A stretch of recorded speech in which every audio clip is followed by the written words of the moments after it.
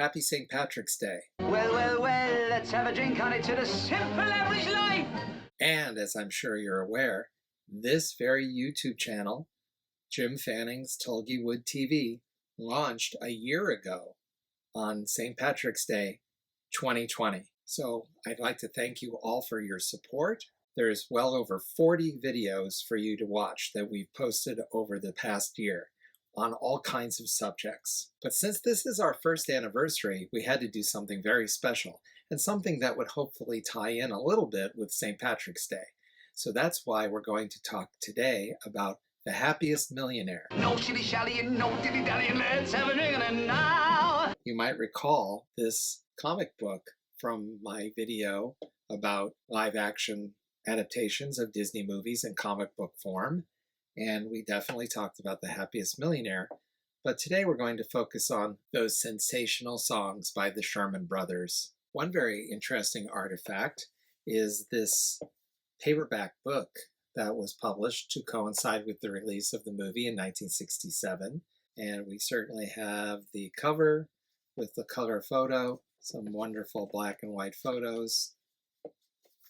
But aside from all that, this is a very unusual Disney book because this is the screenplay by A.J. Carruthers published in book form, with, of course, the lyrics by the Sherman Brothers within. I don't know of any other Disney movie that's had its screenplay published. Certainly if there are other screenplays published, it's pretty rare. But it's really fun because you can read the characters' descriptions, you can read the dialogue, and you can see how the songs are integrated into the screenplay. So that's a very neat little artifact. I also have this handbill from 1967, which shows that the Happiest Millionaire was the Christmas attraction at the Radio City Music Hall, which of course was a huge big deal. And here we have this great key art with the Happiest Millionaire being shown on the giant screen. And then here on the back of the handbill, it says, and on the great stage, the music hall's celebrated Christmas show, The Nativity, far-famed pageant of the first Christmas. And then as it points out, over 5,000 general admission seats at every performance. So the Christmas attraction was not always, but often a Disney film. Bedknobs and Broomsticks, another Sherman Brothers favorite. Robin Hood, Babes in Toyland, these were all Disney features that were showcased at Radio City Music Hall for Christmas. It's amazing how those Disney films packed them in. All 5,000 seats sold out with lines around the block. The Happiest Millionaire premiered on June 23rd in Los Angeles at the Pantages Theater with a spectacular premiere. We're all familiar with the Hollywood premiere of Mary Poppins at Grauman's Chinese Theater, but at the Pantages for The Happiest Millionaire, it was even more of a spectacular event. Then, continuing at the Pantages and at 20 other key cities, The Happiest Millionaire was a roadshow attraction. And in that era, the roadshow attractions were so important that Disney wanted to have a share in that market. As you know from my video about roadshow programs, the roadshow attractions were hard ticket attractions where you would buy in advance, reserve seat tickets, and then it was almost like a theatrical event, a very special event to be sure. Now, because the songs from Mary Poppins had been so popular with that best-selling album, Disneyland Records, now known as Walt Disney Records, really wanted to promote the songs from The Happiest Millionaire, also composed by Richard and Robert Sherman. As with Mary Poppins, you will recall the second cast album I pointed out in my video about the music of Mary Poppins. One special aspect of that second cast album is that Richard Sherman sang a song. He sang I Love to Laugh. Well, for the second cast album of The Happiest Millionaire, entitled Songs from Walt Disney's The Happiest Millionaire, Richard outdid himself because he sang 3 of the songs on that album. And they are the songs that were sung in the film by Tommy Steele as the Irish butler, John Lawless. The great hit Fortuitous, Let's Have a Drink on It, sung in the Irish pub, and I'll Always Be Irish. So now you're seeing the St. Patrick's Day connection with those three great songs and that great Irish character. This is the perfect film for St. Patrick's Day. I've always really loved that second cast album, particularly because in addition to Richard Sherman singing three of the songs, on the back we have this wonderful photo of Richard and Robert at the Disney Studios. I think that makes it very special. Then, of course, we have the original cast soundtrack album. Here it is. And it's very deluxe. You might recall that the Mary Poppins album had a gatefold. This has, let's see, what does it say? A book with pictures from the films and lyrics of the songs. I think there are 12 pages here. This album was released on June 1st, 1967, in advance of the June 23rd premiere of The Happiest Millionaire. And it really has some great features. First of all, the synopsis, the lyrics to the songs with photos,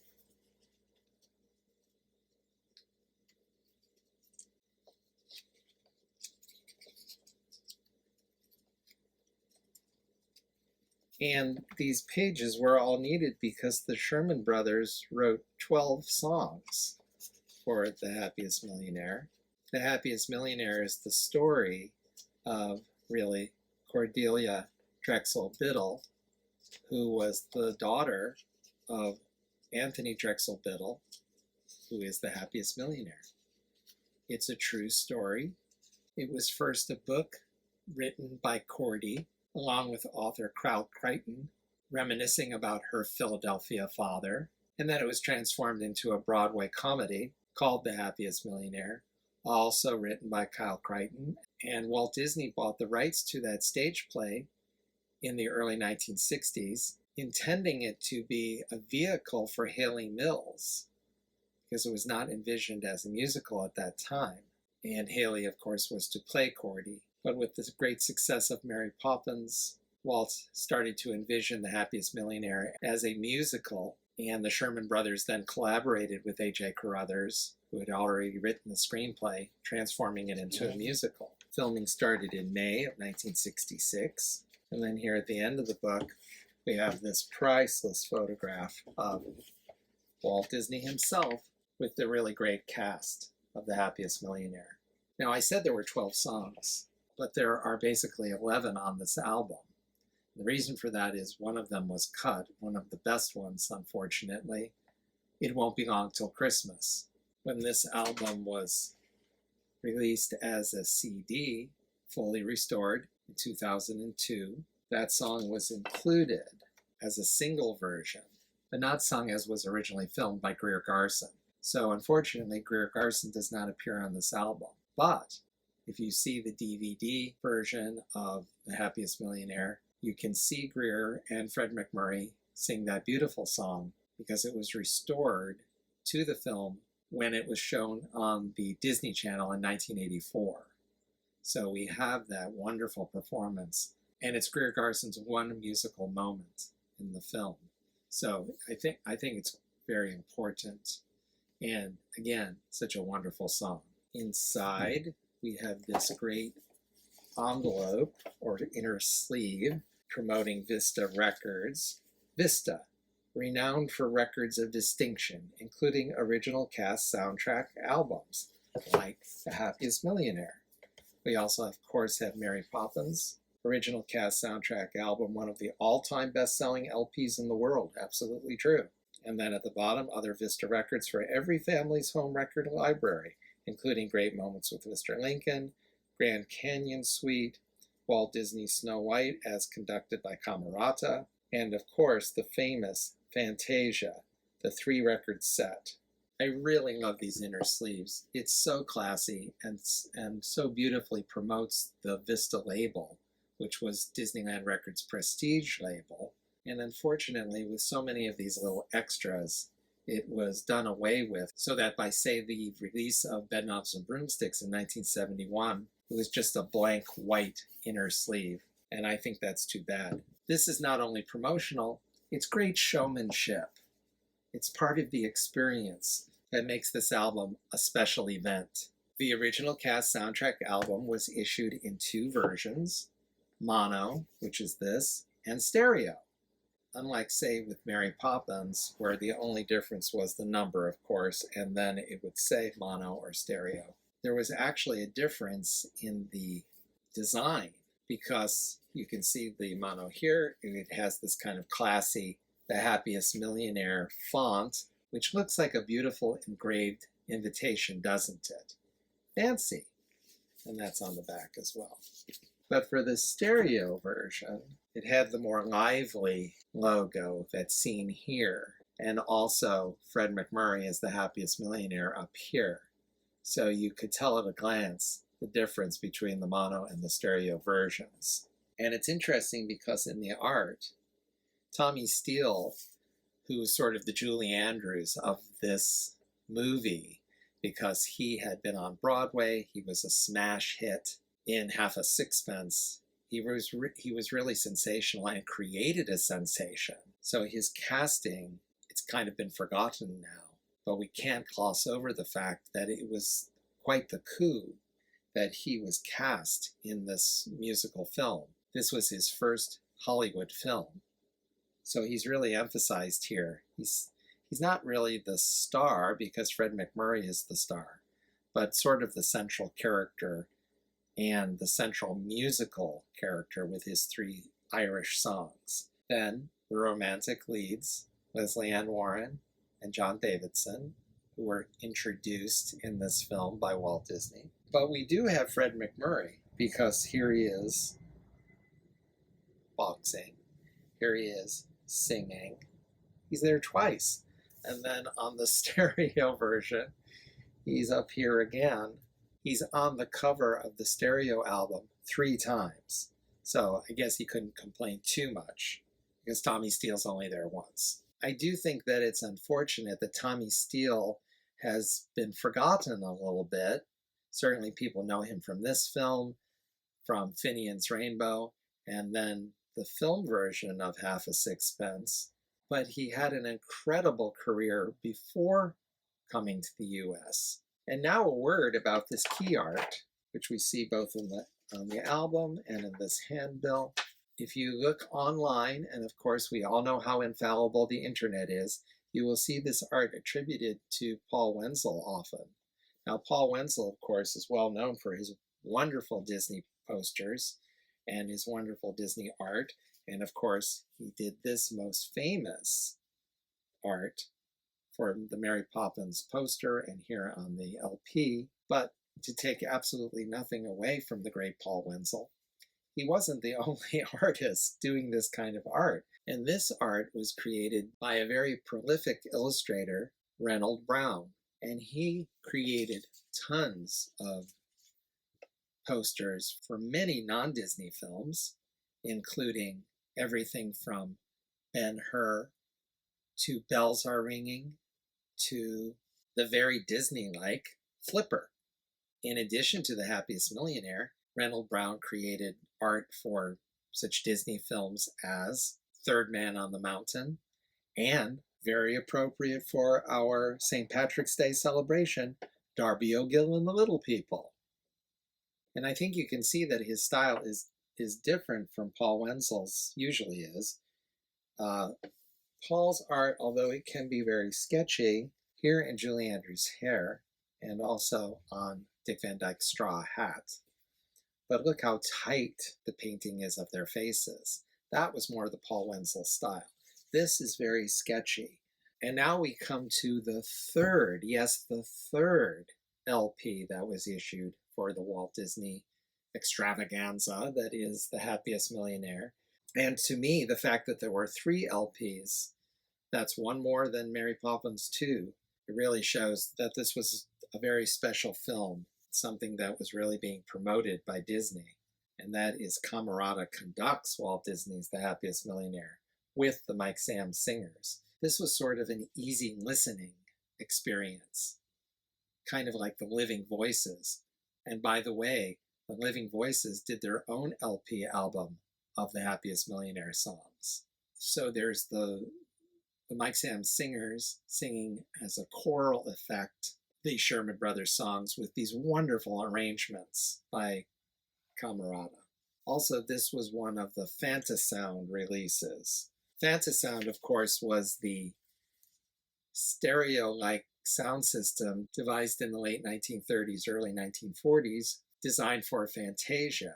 And Vista Records resurrected that title, as well they should, because it's such a great word, FantaSound, for this new line of records. Vista Records proudly introduces a truly distinguished new series of quality recordings in the brilliant, true fidelity of FantaSound, a series designed for adult connoisseurs of custom precision sound reproduction, from outstanding international stage shows and great musical motion pictures. Superb recordings, each packaged with a multi-page book of magnificent full-color illustrations in the tradition of the Walt Disney Studios. So this was the era of hi-fi equipment. You can see it mentioned in the Dick Van Dyke Show and in Mad Men, where people love getting these gigantic consoles with hi-fi equipment and speakers, and loved playing the wonderful stereo recordings that were being produced by the likes of RCA. And Disney was trying to get in that market with their prestige label Vista and FantaSound. So what better subject for a FantaSound release than The Happiest Millionaire? One of the best things about this album are these gorgeous illustrations. So first of all, we have these black and white kind of pen and ink drawings, which are by Terry Smith. And they're a little more cartoony, really great, kind of setting up the world that The Happiest Millionaire takes place in, 1916, in the upper crust aristocracy, I guess you would say, of Philadelphia. Here's one about the horseless carriage, and certainly there's some beautiful vintage automobiles on display in The Happiest Millionaire. That's very apropos because Angie, of course, is into motor cars, almost like Mr. Toad. And he has that great song, Detroit, about his dreams of being part of the automotive industry. But even more important than these pen and ink drawings are these full-color paintings, because these are done by Alan Malley. And you might recall his name from my video about Bedknobs and Broomsticks, that other Sherman Brothers delight, because Alan Malley did the titles for that film. Well, he did the titles for The Happiest Millionaire too, and they are these brilliant, wonderful paintings, kind of, again, showing the world of The Happiest Millionaire. And it's wonderful to have them in this booklet form, because we can really study and enjoy them. Whereas in the film, of course, they go by rather quickly and they have credits over them. Someone very cleverly thought, well, let's have the booklet for this adult prestige release on the Vista label use these beautiful paintings so people can really enjoy the artistry as they listen to the artistry of the Sherman Brothers songs as conducted by Camarata. Now, The Happiest Millionaire is still not all that well known today among even some of the staunchest Disney fans. It's always a little bit overlooked. For example, as of this filming, it's not on Disney Plus, although you can certainly see it other ways like on Apple TV or YouTube. I think there are a lot of reasons to love this film, but for me the main reason is the songs. They are just wonderful, as the Sherman Brothers songs so often are. You can get the soundtrack either on CD or on Apple Music. And if you've not heard these wonderful songs, please take a listen, especially to those three great Irish songs. And certainly as we celebrate St. Patrick's Day, let's remember, I certainly love I'll Always Be Irish, because I will. I'll wear the green St. Patty's Day, and yet for all of that, I'll be truly as American as Casey at the bat. He'll be truly as American as Casey at the bat. But as we celebrate St. Patrick's Day, all of us are Irish. So happy St. Patrick's Day. Happy first anniversary to Tulgey Wood TV. And please like and subscribe and share, because we're going to have a lot of wonderful new bonuses and features coming up, some surprises, as well as the videos that you've come to know and I hope love. And as for the Happiest Millionaire, anyone who thinks that chocolate cake is the perfect food can't be all bad.